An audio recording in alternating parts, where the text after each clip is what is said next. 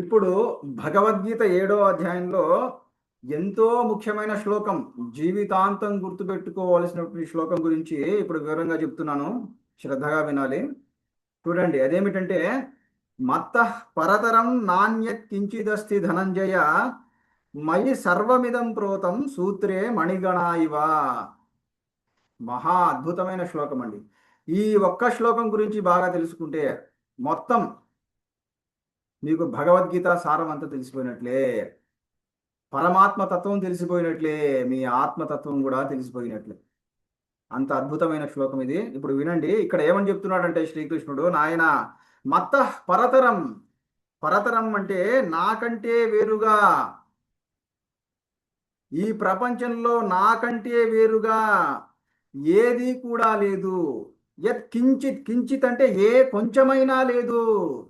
చూడండి, ఈ ప్రపంచంలో నాకంటే వేరుగా ఏ కొంచెమైనా లేదు. అంతేకాదు అంతేకాదు మయి సర్వమిదం ప్రోతం సూత్రే మణిగణ ఇవ. ఒక సన్నని దారములో గుచ్చబడిన మణులలాగా మొత్తం ఈ లోకాలన్నీ కూడా నాయందే నిలిచి ఉన్నాయి అని చెప్తున్నాడు ఇక్కడ భగవంతుడు. చూడండి, ఇక్కడ నేను కొన్ని పాయింట్స్ చెప్తాను, రాసుకోండి, అందరూ రాసుకోండి. మణులు, మణులు అని చెప్పానే, అవి ఏమిటో కాదు, అవి లోకాలు లేదా దృశ్య పదార్థాలు. రాసుకోండి అమ్మా. ఇక్కడ మణులు అని ఏదైతే చెప్పారో అవి లోకాలు లేదా దృశ్య పదార్థాలు. అలాగే దారము, ఇక్కడ దారము అని చెప్పారు కదా, ఆ దారము ఏదో కాదు, అదే పరమాత్మ లేదా మన ఆత్మస్వరూపం. రాసుకోండి.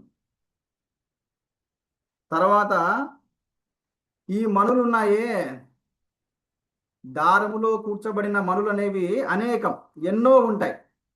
కాబట్టి మణులు అనేవి అనేకం. అయితే మరి దారం అనేది ఏకం. మణులు అనేకము, దారము ఏకం. అంతేకాదు, పైకి ఏవి కనిపిస్తాయి మనకు? మణులు కనిపిస్తాయా, దారం కనిపిస్తుందా? చెప్పండి. మణులమ్మా, దారం కాదు.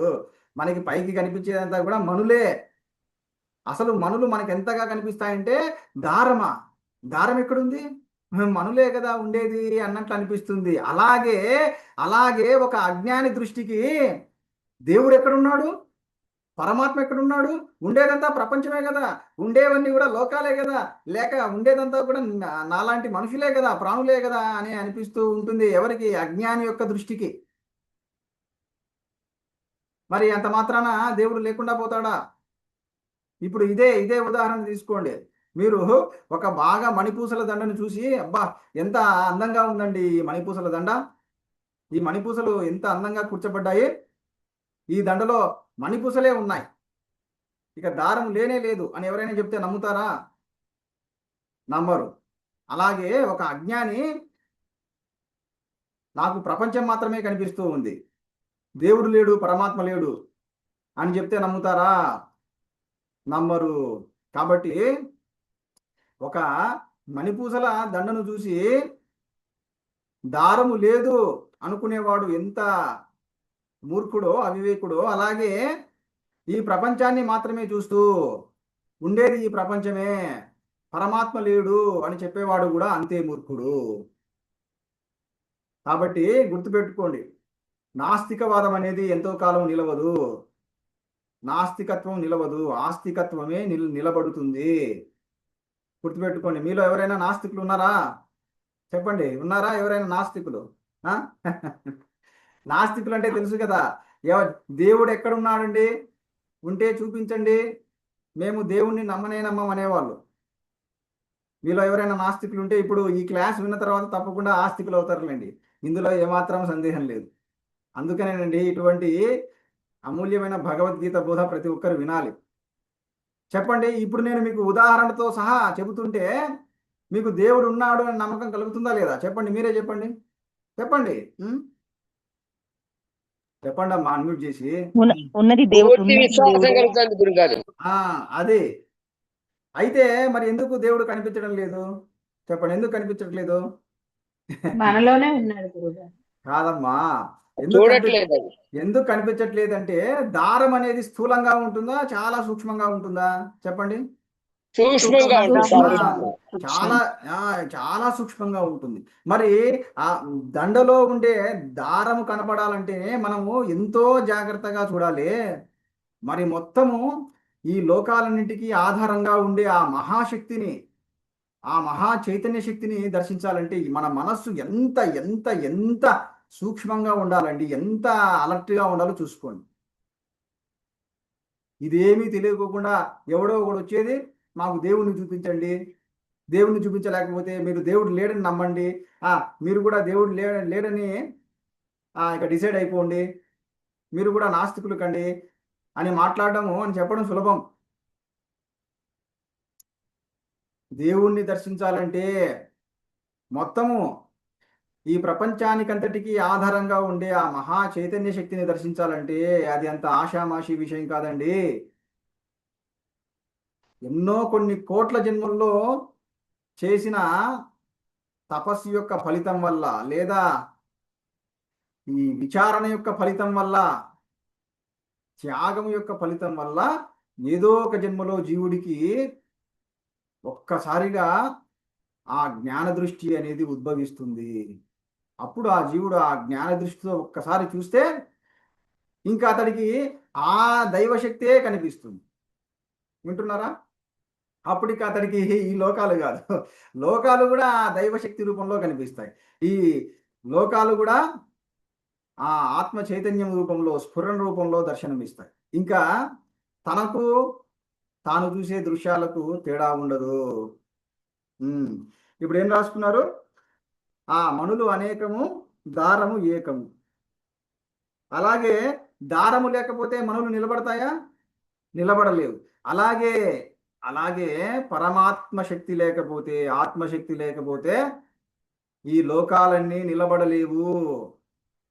ఇంకా మీకు అర్థమయ్యేలా చెప్పాలంటే స్ఫురణ లేకుంటే స్ఫురించే పదార్థాలు నిలబడలేవు, ఉండలేవు. ఇది ఎన్నోసార్లు చెప్పాను ఈ పాయింట్, మళ్ళీ రాసుకోండి. స్ఫురణ లేకుంటే స్ఫురించే పదార్థాలు ఉండవు. ఇప్పుడు మీ జీవితంలో ఎప్పుడో జరిగిన సంఘటనలు ఇప్పుడు మీరు గుర్తు చేసుకుంటున్నారా లేదా? చెప్పండి, ఎలా గుర్తు చేసుకుంటుంటారు? నాకు 10 ఏళ్ల వయసు ఉన్నప్పుడు అండి నేను గుర్రం మీద ఎక్కానండి, లేదా ఏనుగు మీద ఎక్కానండి, ఎక్కి ఎంతో హాయిగా తిరిగానండి అంటే ఇప్పుడు ఈ క్షణము మీకు ఆ దృశ్యం కనిపిస్తుంది. చెప్పండి, ఎక్కడ కనిపిస్తుంది మీకు ఆ దృశ్యము? ఎక్కడ కనిపిస్తుంది దృశ్యము మీకు? చెప్పండి. మీ స్ఫురణలో లేదా మీ కాన్షియస్నెస్ లో, మీ స్ఫురణ అనే తెరలో కనిపిస్తుంది. చూడండి, అంటే మీకు స్ఫురింపబడే మీరు ఎక్కిన గుర్రం కానీ ఏనుగు కానీ అది ఒక రూపము, స్ఫురింపబడే రూపం. అది అది ఎందులో ఎందులో స్ఫురింపబడుతుంది? స్ఫురణలో. మరి స్ఫురణ లేకుంటే అసలు స్ఫురింపబడుతుంది? లేదు, స్ఫురింపబడదు. అలాగే మొత్తం ఈ ప్రపంచమంతా కూడా స్ఫురణ లేకుంటే స్ఫురింపబడదు, ప్లస్ ఉనికి కూడా కలిగి ఉండదు. ఇది మళ్ళీ వేరే విషయం లేండి, ఇంకా ఇది చాలా లోతుగా పోతుంది. ఇప్పుడు నేను చెప్పేది సమిష్టి స్ఫురణ. మనలో ఉండేది వ్యష్టి స్ఫురణ. రాసుకోండి, మనలో ఉండేది వ్యష్టి స్ఫురణ. అంటే మన వ్యష్టి స్ఫురణతో సమిష్టి ప్రపంచాన్ని చూస్తున్నాం. వింటున్నారా? కాబట్టి మన వ్యష్టి స్ఫురణ ఉన్నా లేకపోయినా ఈ ప్రపంచం అనేది ఉండగలదు. అలాగే సమిష్టి స్ఫురణ అనేది ఉంటుంది. అది లేకపోతే ఆ సమిష్టి స్ఫురణలోనే మొత్తం ఈ ప్రపంచం అంతా కొలువై ఉంది. ఆ సమిష్టి స్ఫురణ కూడా పోతే ఇంకా ఈ ప్రపంచం అనేది ఉండలేదు, ఈ ప్రపంచం అంతా కూడా లయమైపోతుంది. అది సరే. తర్వాత చూడండి, ఇప్పుడు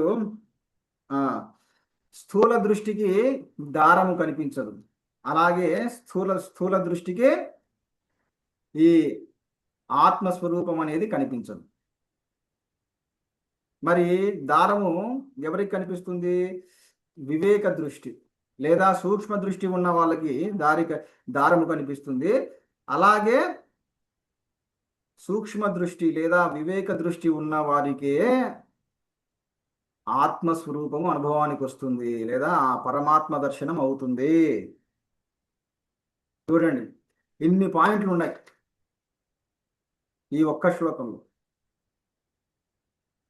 ఇప్పుడు మీకు క్లారిటీ వచ్చిందా లేదా, స్పష్టత? అంటే ఇక్కడ భగవంతుడు ముందు మనకు ఒక దృష్టాంతాన్ని చూపించాడు, ఒక ఉదాహరణను చెప్పాడు, చెప్పి దాని ద్వారా తన యొక్క తత్వాన్ని చెప్పాడనమాట. దేన్ని ఉదాహరణగా చూపించాడు? మణిపూసల దండను. మణిపూసలు ఇప్పుడు చెప్పండి మీరు, మణిపూసల దండను బట్టి మీకు ఏమర్థమైంది? ఎవరో ఒకరు చెప్పండి. మణిపూసల దండను బట్టి మీకేమర్థమైంది? భగవంతుడు సూక్ష్మంగా దారుణ రూపంలో ఉంటాడు. మనులు పైకి కనబడతాయి కదా, స్థూల దృష్టి అంతర్దృష్టితో చూస్తే మాత్రమే భగవంతుడు కనబడతాడు.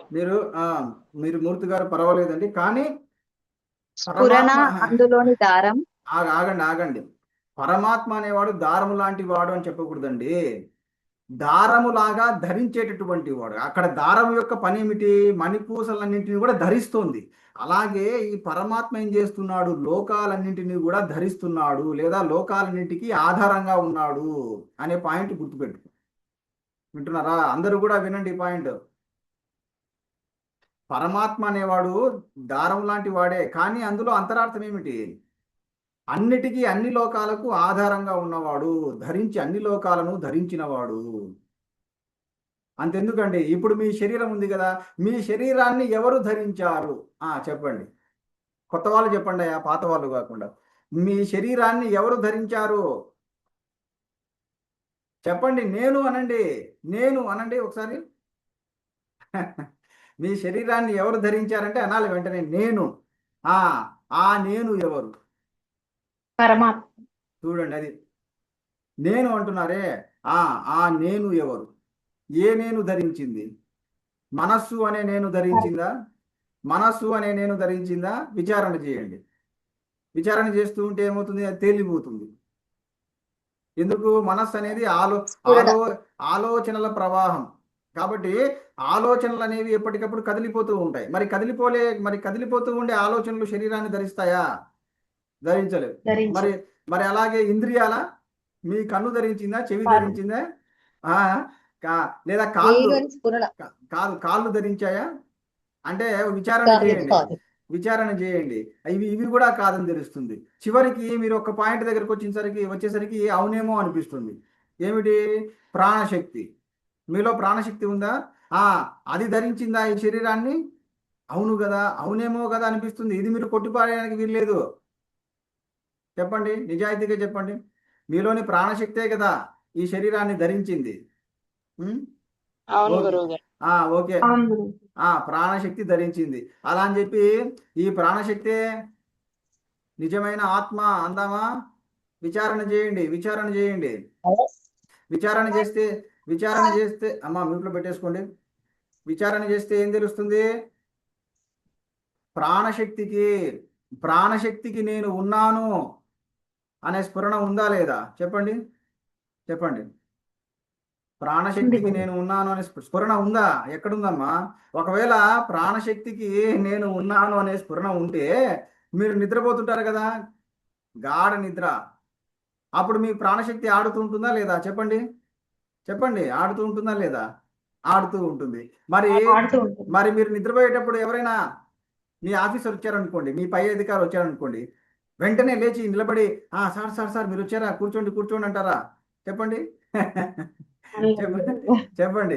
అప్పుడు ఎవరు వచ్చినా, మీ పై అధికారి వచ్చినా, చివరికి సీఎం పిఎం వచ్చినా కూడా ఏం చేస్తారు? అలా నిద్రపోతూనే ఉంటారు. అంటే దీన్ని బట్టి ఏం తెలిసింది? మీ ప్రాణశక్తికి నేను ఫలానా అనే స్ఫురణ లేదు. చూడండి. కాబట్టి అంటే మీ ప్రాణశక్తికి నేను ఉన్నాను అనే స్ఫురణ లేదు. కాబట్టి అది కూడా జడమే.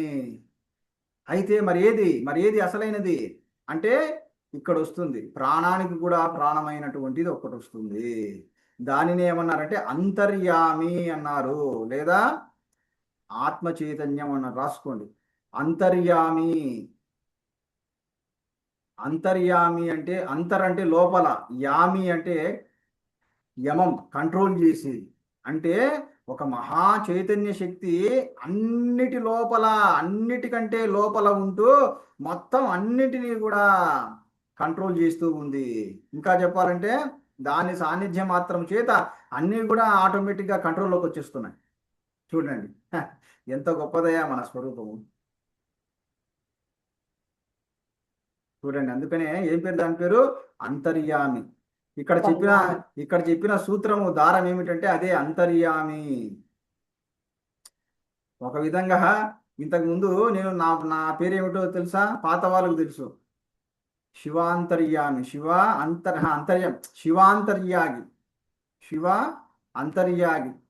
అంతర్యాగి అంటే అంతర్యాగం చేసేవాడు అని అర్థం. వింటున్నారా? కానీ చాలా మంది దాన్ని కన్ఫ్యూజ్ అయ్యేవారు. అంతర్యాగిని ఏమని పిలిచేవారు అంటే అంతర్యామి అంతర్యామి అని పిలిచేవారు. శివాంతర్యామి శివాంతర్యామి అని. నాకే ఇబ్బందిగా ఉండేది. అరే రే, చూసారా, ఒక్క అక్షరాన్ని తప్పుగా పలకడం వల్ల అర్థమే మారిపోతుంది.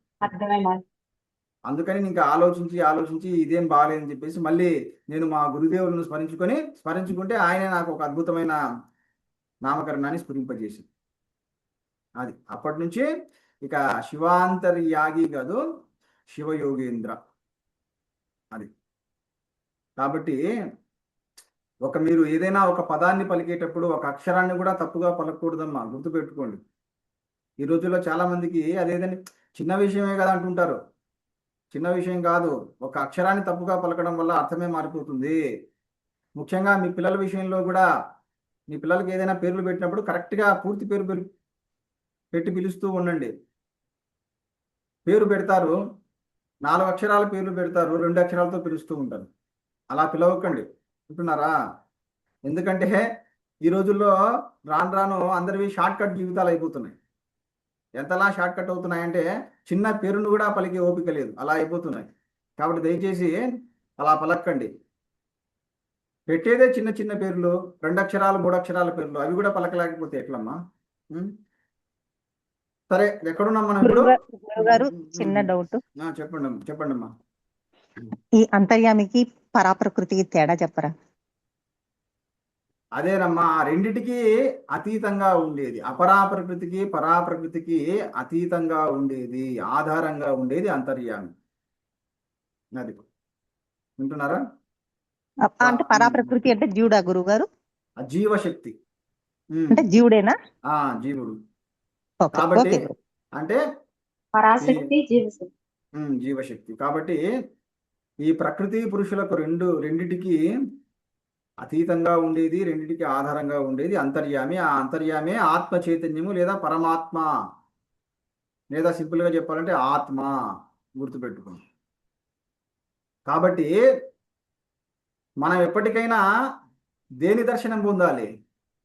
ప్రకృతి దర్శనమా, పురుషుడి దర్శనమా, ఆత్మ దర్శనం. గుర్తుపెట్టుకోండి. ఈ సందర్భంగా మీకు ఒక విషయం చెప్పాలండి, చాలా ముఖ్యమైన విషయం. బాగా మంచి సందర్భం వచ్చింది, చెప్తాను, అందరూ శ్రద్ధగా వినాలి. వినండి, ఇది సపరేట్ ఫైల్గా రికార్డ్ చేస్తాను.